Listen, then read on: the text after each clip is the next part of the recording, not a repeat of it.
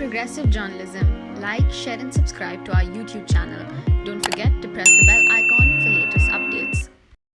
Prabhakar Sale, a witness in the drug case against star kid Aryan Khan, has made shocking claims of payoffs to Narcotics Control Bureau senior officer Samir Wankhede. Sale claims he was working as the bodyguard of KP Gosavi, a private investigator.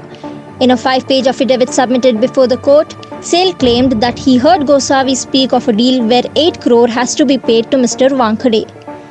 In conversation with a person named Sam D'Souza, Gosavi allegedly said, "You put a bomb of 25 crores and let's settle at 18 because we have to give 8 crores to Samir Wankhede."